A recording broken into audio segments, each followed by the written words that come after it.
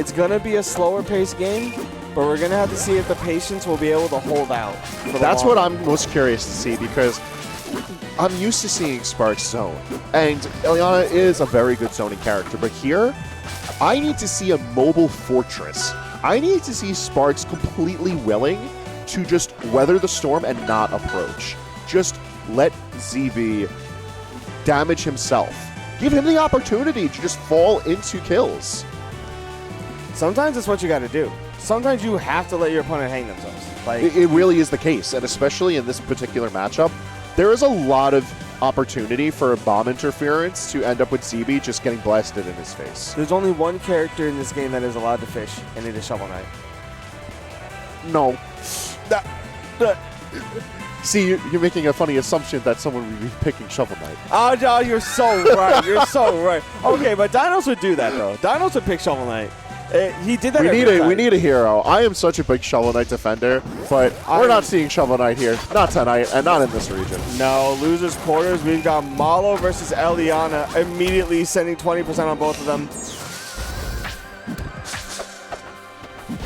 All right, if the first 15 seconds are anything to go by, zoners they may be, but a slobber knocker this set is sizing up to be. Yeah, they're willing to just throw themselves at one another. They said, "Oh no, I'm hitting you," and they said, "No, I'm hitting you." Woo! Quick up here. This is looking very different from the very different from the Cake ZeeBee set from before. You know, there's a lot of opportunity here for ZeeBee to just win out in neutral so long as he swings. Like, the patience in swinging, the patience in zoning is not going to be as rewarding. Simply because all of that space is something that Sparx wants for himself. It's true, yeah. Sparx wants a lot of that space, the room to throw out missiles at his heart's content, but the down air, oh no. Forward air punch that snake right into the blast zone, takes that first stock in game number 1. And finisher bomb back on the selection right away. Makes all the sense in the world for why you'd want it. Cherry bomb definitely like the premier for this kind of a situation. Just build up little bits of damage here. Oh, but just wait the air. Oh, yeah, just had overheat for just long enough to make the most out of it and get that stock. But right now, stuck in the corner from the onslaught that is ZeeBee. Big problem in this particular matchup is that the airspace is not safe on either end because you have to deal with so many things. From Malo, it's the fact that you have the bombs to worry about. But then from Eliana, it's Eliana herself. Yeah, it's the entirety of Eliana. Like, you just find a lot of comfort in being able to navigate the high, like, inactive space. It's just safer that way.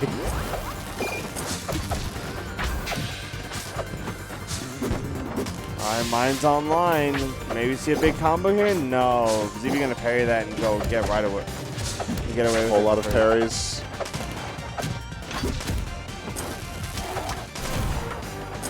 That's cute. I like that. Yeah. Oh, there we go. Bomb throw gonna kill. Yup.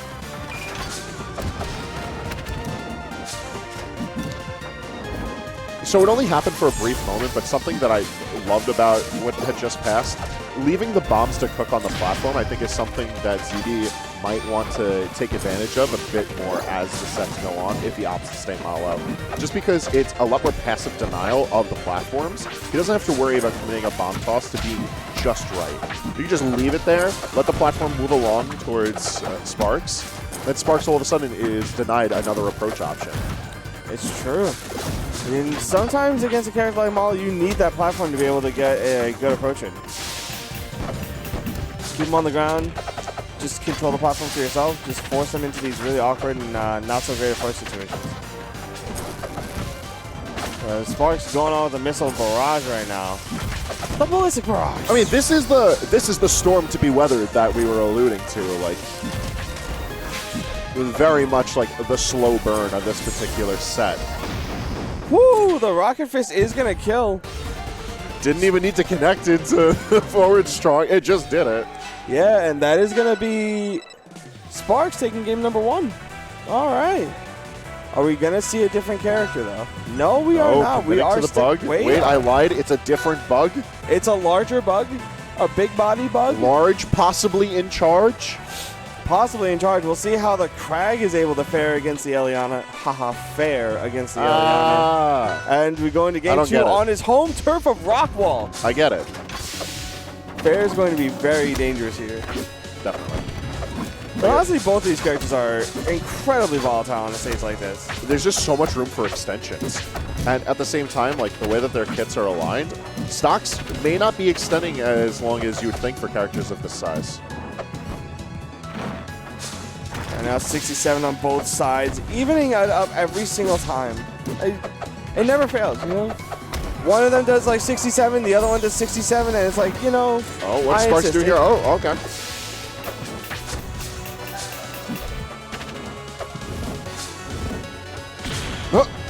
Just waited there, knowing that ZeeBee had to do pillowless to get back.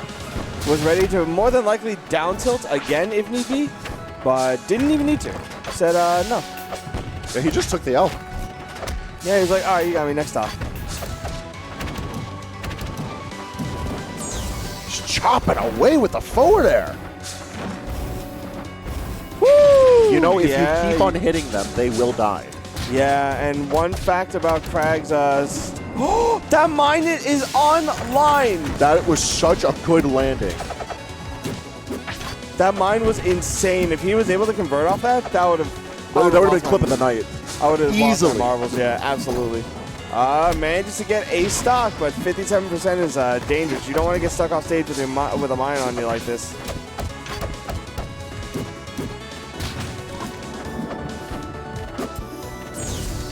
Big missile, big damage. Yep, and Sparx able to extend off of it even further. You can parry that. Yeah, it's a really janky hit to parry, but you can. ZeeBee does, and he makes big money off that one. Oh, just a smidge early on that. Oh, no. I don't know if you can tech that, by the way. ZeeBee asked the crowd after the situation, can you not tech that? Top 5 player ZeeBee does not know if you can tech that. No, because you're too close to the wall. I don't know, but like you're being ejected out of the mine, out of the ship. Because I'm not so certain if you can tech hits like that. I mean, I think you can. All right, I see no reason why you can. I need some lab rats in the chat to get back to me on this one. Yeah. Because I genuinely do not think he could tech that. I feel like that's a situation where you probably can tech it. It's just you need to tech immediately. Either that or you. Sparx is my goat for getting it regardless. Yeah, doing that kind of funny mix-up is just absolutely good. That's why. Was it real? Was it fake? It didn't matter. He still got it. Yeah. The only person who needs to know at the end of the day is him. Yeah. And the only thing that ZeeBee needs to know is that Nair is still a very good move. Good move. Good move detected, you know? True. Big if true. All right, we're on Aether Gates, and this is a much Blazing Hideout Light, as a lot of people like to refer to it as. I think it's a pretty solid stage for Krag. I would say so. There's a lot of ways to take advantage of the platforms. Nice catch. And the stage layout itself lends itself very well to this in particular. The low pillars sitting and then reacting accordingly. Oh my god, he wanted to do the double rocket fist, but he had no resources. So that's the stock. Just bled dry. Yeah, and that's one thing that Eliana is very good at doing against a character like Krag, is just taking all of your resources and making you work to get back to stage. Not the rock falling on her. Not the rock. Oh no, not again. Not Dwayne. Finally, you saw there was a forwarder that wanted to come out, but it did not happen. And Sparx has one last chance to life. The down tilt is not going to kill. The neutral air is not going to kill. Sparx is at 242. 254. Yo, buff Krag, please. He needs it. Down tilt that two. Help. He manages to get rid of all of his overheat. Why did he nair? Why, for the love of God, did he nair? Can we see 300? No, we will not! 290%. Sparx lived to that second stock. If ZeeBee dies immediately after that, I'm going to lose my marbles. You're tempting fate, Akashi. You're tempting fate in a special kind of way. I want to tempt fate right now. I'm a magician. Let me show you a magic trick. Manifest. Presto changeo. Not like this. Not like this. Not on command. Not the command. Not the command. Don't hit me with the command. Oh, no. Not the command. Yeah. Not the command. 42% on Sparx in last stock, game 3? ZeeBee right. on the crux of getting 3-0'd right now by Sparx? He's playing so well, too. Like, you have the active threat of Steam Clouds, you have the missiles.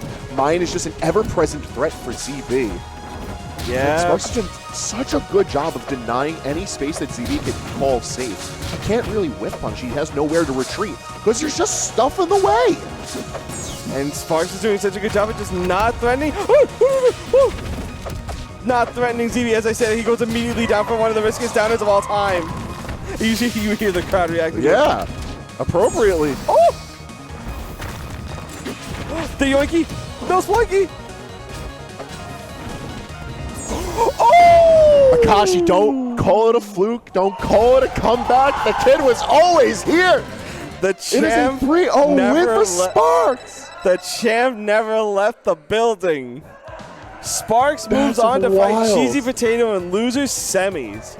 A run back from the Reef. Amazing if I remember correctly. play.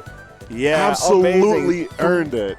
3-0 off of the cusp of an insane mind conversion, to be honest. Oh, yeah. That was a nutty guy. Like, who converts like that? Who's like, No one you but know him. what? No one does it like him. Ah, yes, Crag inside me. I will wait for them to fall out, hit them with missile, and then jump forward strong.